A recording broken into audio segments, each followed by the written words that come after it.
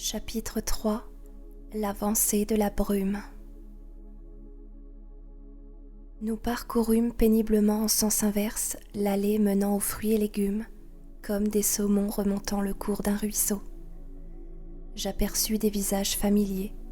Mac Halten, l'un des notables de la ville, Madame Rappler de l'école secondaire, celle qui avait terrorisé des générations d'élèves, était tranquillement occupée à renifler des melons.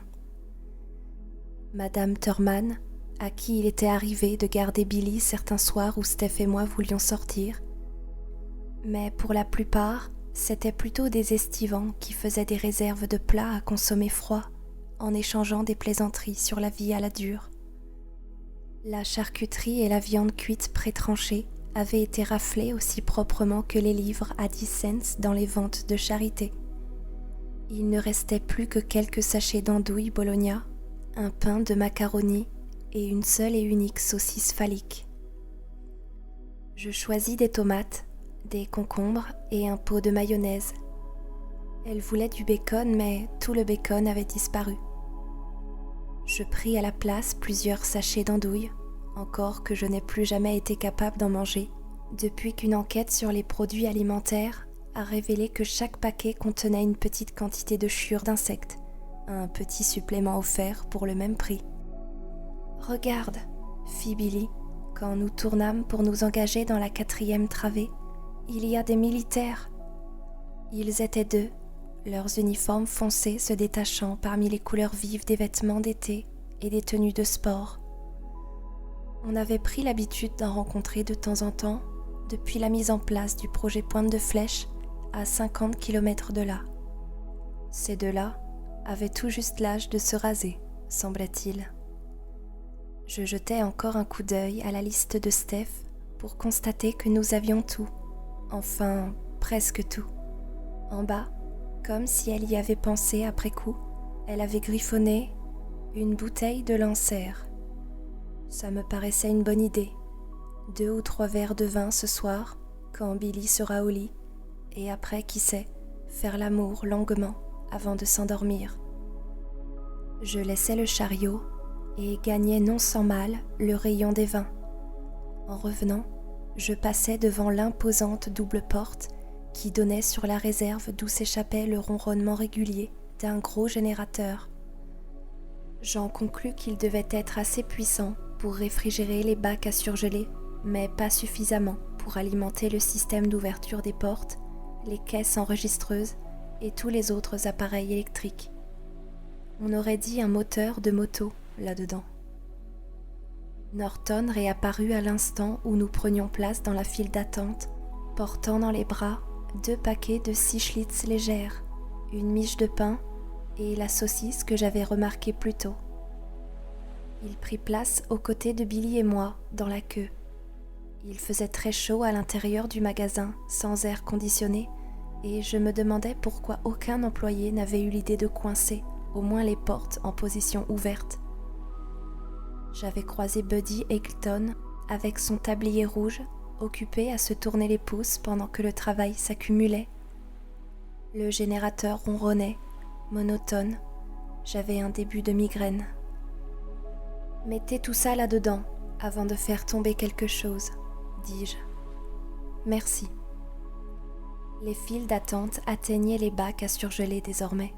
Les gens devaient les franchir pour aller chercher ce dont ils avaient besoin à grand renfort de « excusez-moi » et de « je vous demande pardon ».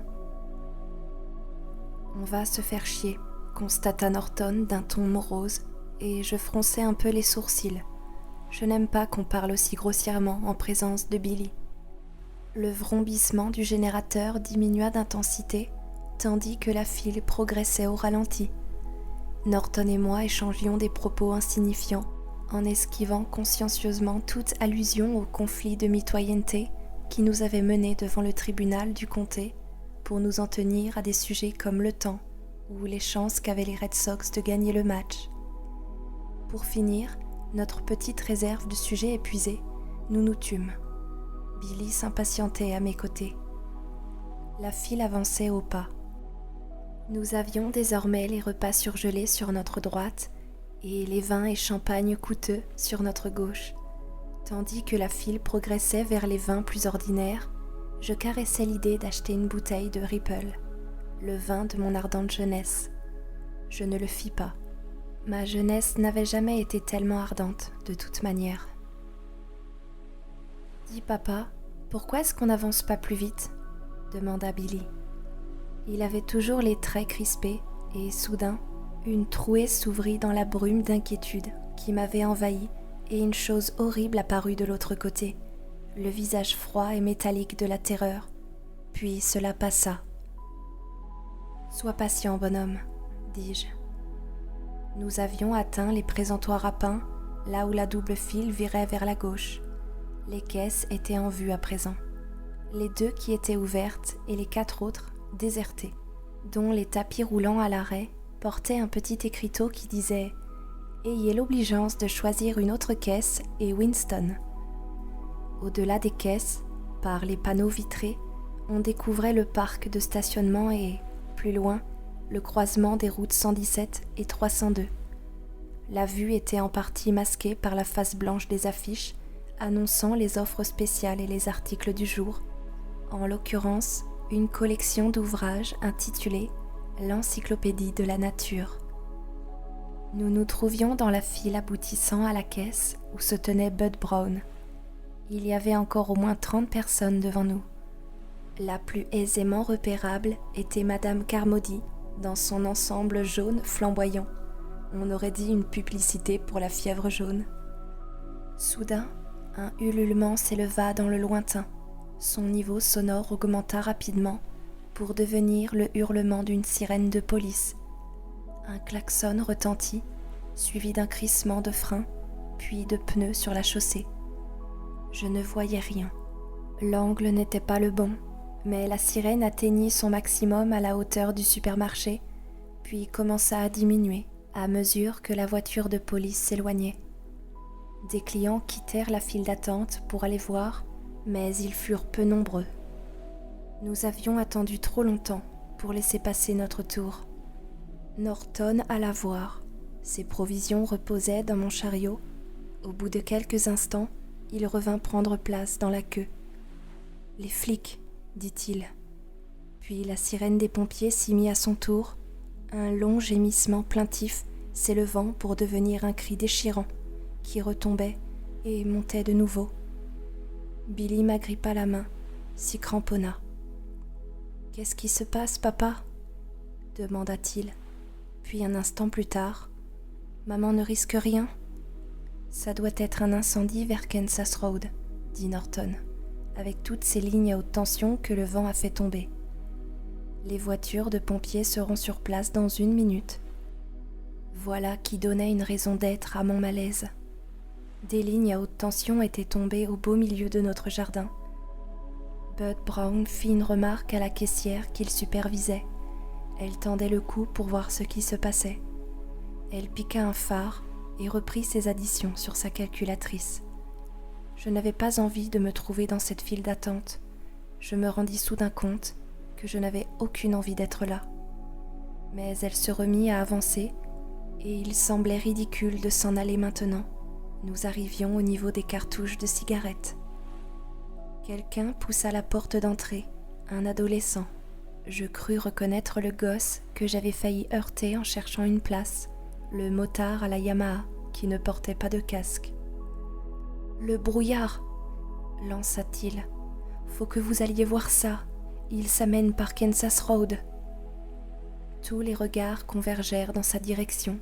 Il parlait d'une voix entrecoupée, comme s'il avait beaucoup couru. « Faut que vous alliez voir !» répéta-t-il, vaguement sur la défensive cette fois-ci. Dans la file, tout le monde l'observait. Certains semblaient même sur le point de se déplacer, mais la crainte de perdre leur tour les en empêchait. Quelques clients qui ne faisaient pas encore la queue abandonnèrent leur chariot et passèrent devant les autres caisses pour aller jeter un coup d'œil au dehors. Un grand gaillard coiffé d'un galurin ringard, du genre qu'on voit porter dans les pubs aux beaufs qui pêchent le dimanche ou qui pique-niquent en famille, ouvrit la porte de sortie et plusieurs personnes, une dizaine environ, lui emboîtèrent le pas. Le gamin les suivit. « Ne laissez pas s'échapper l'air conditionné !» s'écria un des jeunes soldats, et sa remarque provoqua quelques rires. Je ne ris pas. J'avais vu le brouillard s'avancer sur le lac. « Si tu allais jeter un coup d'œil, Billy, » suggéra Norton. « Non, » intervins-je aussitôt, sans raison particulière. La file avança de nouveau. Chacun tendait le cou pour tenter d'apercevoir le brouillard dont le gamin parlait, mais on ne voyait rien, que le bleu étincelant du ciel. Quelqu'un fit remarquer qu'il devait s'agir d'une plaisanterie. Quelqu'un d'autre rétorqua qu'il avait vu une curieuse nappe de brouillard sur le lac 1 heure plus tôt. La première sirène hurlait son signal criard. Tout cela ne me plaisait guère. On aurait dit la fin du monde, pour de bon. D'autres clients sortirent, certains quittaient même leur place dans la queue, ce qui accéléra un peu le mouvement. Puis John Lee Frovin, le vieux mécanicien grisonnant de la station-service Texado, entra en coup de vent. Quelqu'un aurait-il un appareil photo ? Lança-t-il à la cantonade. Il jeta un regard circulaire et repartit aussi vite qu'il était venu. C'est alors que Madame Carmody s'écria de sa voix enrouée, étonnamment puissante pour son âge, « Que personne ne sorte !» Les regards convergèrent vers elle. Jusque-là, disciplinés, les files d'attente commençaient à se disloquer à mesure que les gens s'en allaient pour voir le brouillard s'écarter de Madame Carmody ou s'éloigner à la recherche de leurs amis. Une jolie jeune femme en sweatshirt myrtille et pantalon vert foncé considérait Madame Carmody d'un regard pensif et pénétrant, comme pour se faire une opinion. Quelques opportunistes profitaient de la confusion pour resquiller. La caissière, derrière laquelle se tenait Bud Brown, tourna de nouveau la tête et Brown lui tapa sur l'épaule du bout d'un doigt tendu. « Soyez à ce que vous faites, Sally. »« Que personne ne sorte !» s'écria Madame Carmody. « C'est la mort. Je sens la mort. Là, dehors. » Bud et Holly Weeks, qui savaient à qui ils avaient affaire, se contentaient de manifester une impatience agacée, mais les estivants qui l'entouraient préféraient s'écarter, sans se soucier de perdre leur place. Les clochardes dans la grande ville provoquent le même genre de réaction autour d'elles, comme si elles étaient affligées d'une maladie contagieuse. Et, qui sait, c'est peut-être le cas. Tout se mit à aller plus vite. Dans une confusion grandissante, un homme poussa violemment la porte et se rua à l'intérieur du magasin. Il titubait, saignait du nez. « Quelque chose dans le brouillard !» hurla-t-il. Billy frissonna contre moi, à cause du sang ou à cause de ses paroles, je ne saurais le dire. Quelque chose dans le brouillard a emporté John Lee. Quelque chose... Il recula en titubant contre des sacs d'engrais à gazon empilés devant la vitrine et s'y laissa tomber. Quelque chose dans le brouillard a emporté John Lee et j'ai entendu ses cris. La situation changea, rendue nerveuse par la tempête, par la sirène de police et celle des pompiers, par la perturbation subtile qu'une panne de courant provoque dans la psyché américaine et par le malaise croissant à mesure que les choses, d'une manière ou d'une autre, changeaient. Je ne sais en quels meilleurs termes exprimer ce que je ressentais. La population du magasin commença à bouger comme un seul homme. Les gens ne s'enfuirent pas, je vous donnerais une impression fausse si je disais cela. Ce n'était pas, à vrai dire, une panique. Ils ne se mirent pas à courir, pour la majorité en tout cas. Mais ils s'en allèrent. Certains gagnèrent les panneaux vitrés de l'autre côté des caisses pour regarder au dehors. D'autres sortirent par la porte d'entrée, certains emportant avec eux leurs provisions. Bud Brown, avec un zèle empressé, les interpella aussitôt. « Hé, vous n'avez pas payé. Et vous là-bas, revenez par ici avec vos petits pains. » Quelqu'un se mit à rire de lui, un rire à vocalises, comme une tyrolienne, qui provoqua des sourires. mais ceux qui souriaient ne cessaient d'avoir l'air désorientés, perdus et anxieux. Quelqu'un d'autre rit et Bud Brown rougit. Il arracha une boîte de champignons à une femme qui passait près de lui, poussant ses voisins pour aller regarder par la vitre. La petite foule s'agglutinait désormais contre les panneaux de verre, comme on en voit parfois qui cherchent à regarder un chantier entre les fentes d'une palissade, et la cliente se mit à crier « Rendez-moi mes petits champignons à moi !» Surpris par la bizarrerie de ce terme affectueux, deux hommes, non loin d'elle, éclatèrent d'un rire nerveux, et tout cela commençait à ressembler à un bon vieux charivari à l'anglaise.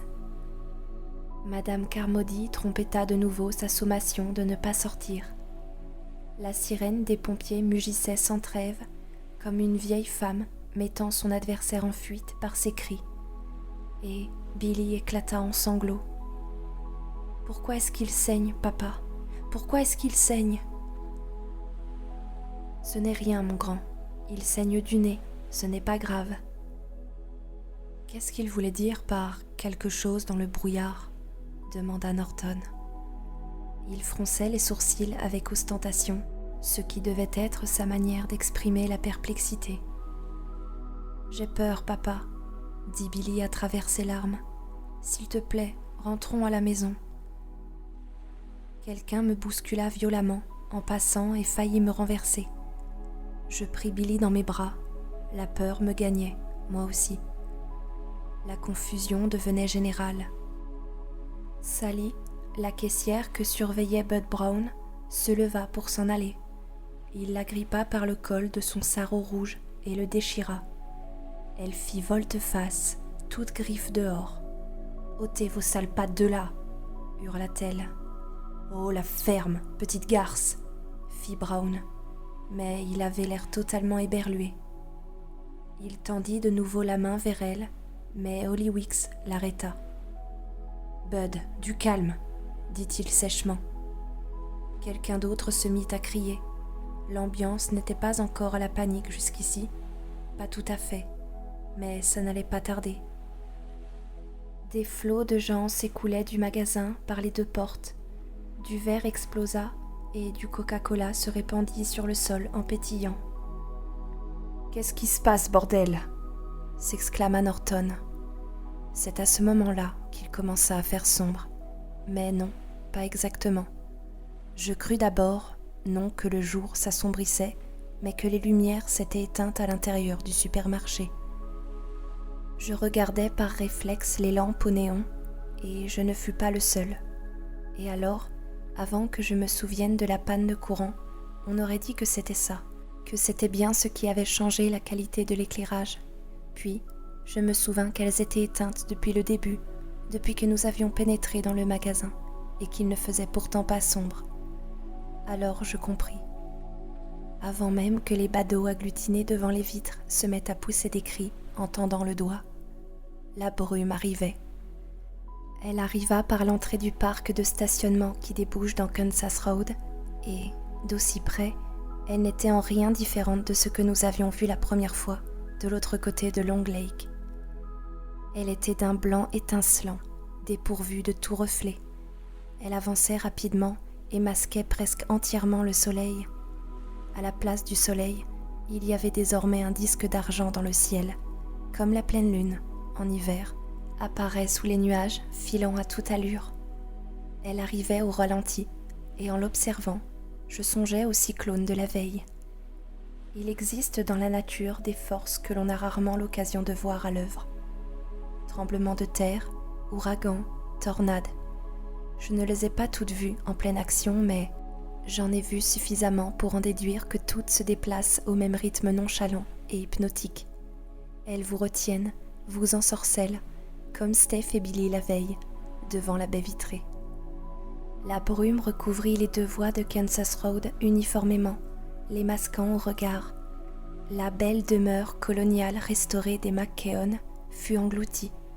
Un instant, le premier étage de l'immeuble délabré, voisin du supermarché, surnagea au-dessus de la nappe blanche, puis disparut à son tour. Le panneau serré à droite, à l'entrée du parc de stationnement, et les flèches indiquant la sortie s'évanouirent. Les lettres noires du panneau donnant l'impression de flotter dans les limbes, une fois disparu, le fond blanc sale qui les portait. Puis ce fut au tour des voitures d'être englouties. « Qu'est-ce qui se passe, bordel ?»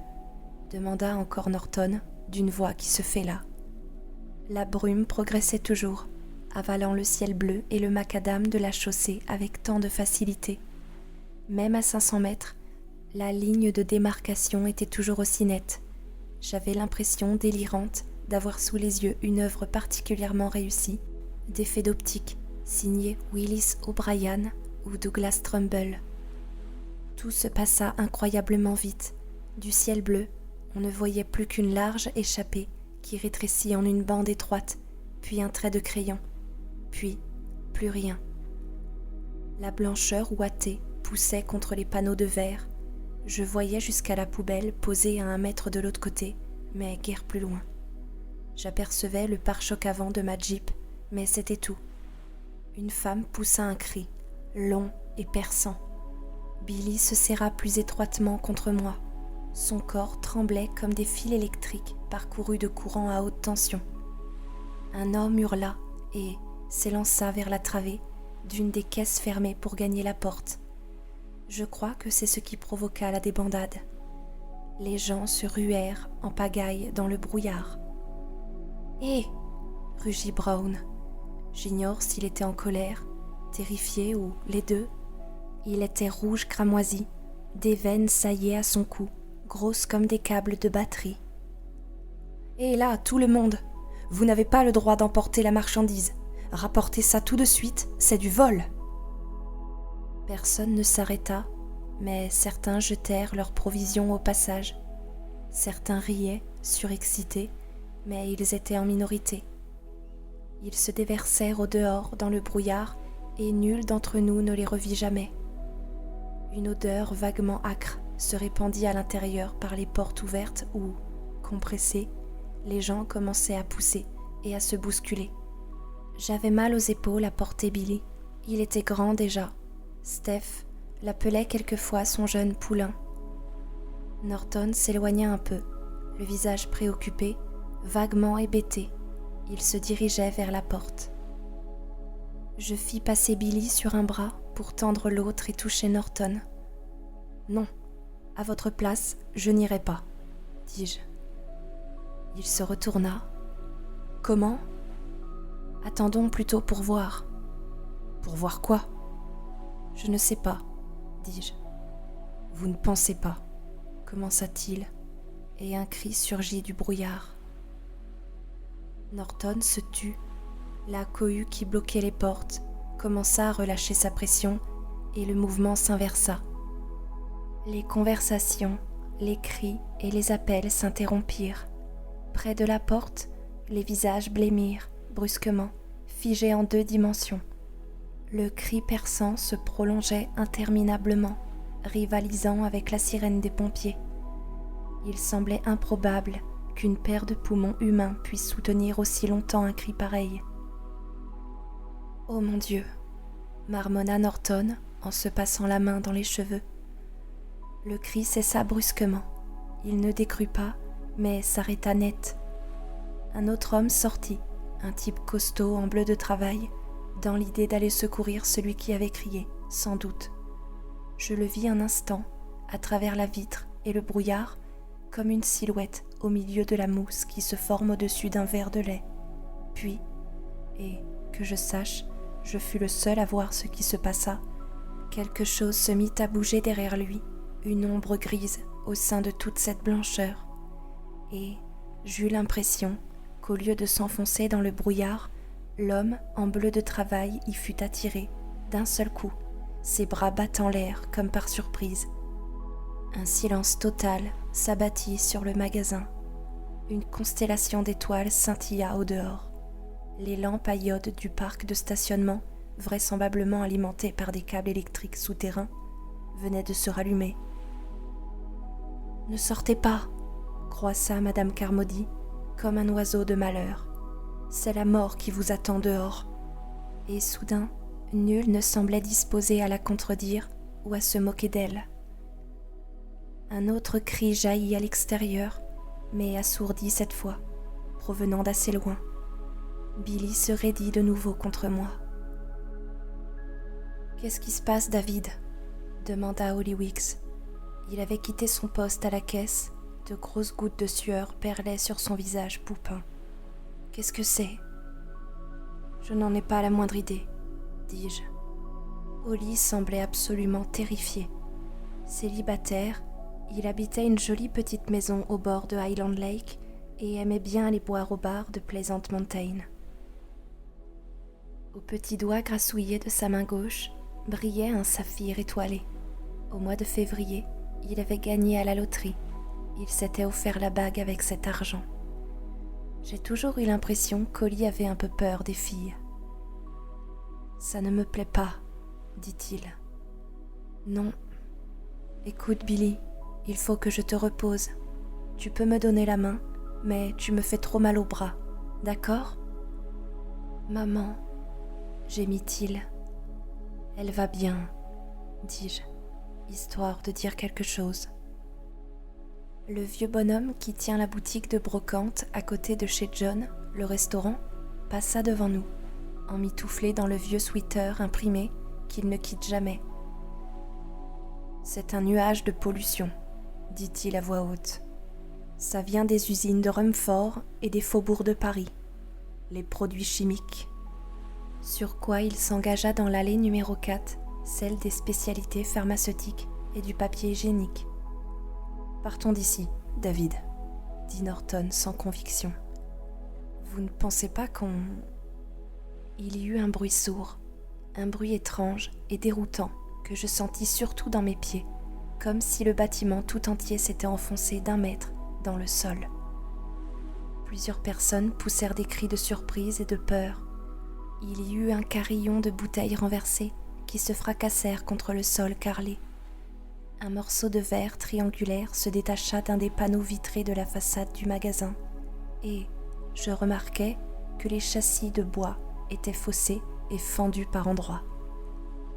La sirène d'incendie s'arrêta net, en plein élan. Le silence qui suivit fut celui de l'attente, comme si tout le monde retenait sa respiration en se préparant à ce qui allait forcément se produire. J'étais comme engourdi, en état de choc, et d'étranges associations reliées au passé me traversaient l'esprit. Je songeais au temps où Bridgeton n'était constitué que de quelques maisons, quand mon père m'emmenait avec lui, et que je regardais les bonbons et les chewing-gums à 1 cent dans les bocaux de verre, tandis qu'il bavardait accoudé au comptoir. C'était pendant le dégel du mois de janvier. On n'entendait rien que la neige fondue qui tombait goutte à goutte de la gouttière de zinc dans les réservoirs d'eau de pluie de l'autre côté de la boutique. Moi, contemplant les sucettes, les malabars et les pastilles multicolores. Au-dessus de ma tête, les globes diffusant une lumière jaune mystique qui projetait les ombres monstrueuses du bataillon de mouches mortes de l'été précédent. Un petit garçon nommé David Drayton avec son père, l'artiste célèbre Andrew Drayton, dont le tableau intitulé « Christine seule en pied » était à la Maison Blanche. Un petit garçon nommé David Drayton, couvant des yeux les bonbons et les images des chewing-gums Davy Crockett avec une vague envie de faire pipi. Et dehors, l'épais brouillard jaune parcouru de remous de janvier à l'époque du dégel. Le souvenir s'éloigna, mais très lentement. « Écoutez-moi » beugla Norton. « Vous tous, écoutez-moi » On se tourna vers lui. Norton levait les bras, les mains jointes au-dessus de la tête, comme un politicien acceptant les ovations pendant une campagne électorale. « C'est peut-être dangereux de sortir dehors » hurla-t-il. « Pourquoi » lança une femme, criant elle aussi. « Mes enfants sont à la maison. Il faut que je retourne avec mes enfants. » « C'est la mort qui nous guette dehors, » renchérit Madame Carmody, avec à propos. Elle se tenait près des sacs d'engrais empilés contre la vitre et son visage semblait proéminent, comme si elle était en train d'enfler. Un adolescent la poussa brutalement et elle tomba assise sur les sacs avec un grognement de surprise. Arrêtez de répéter ça, espèce de vieille peau.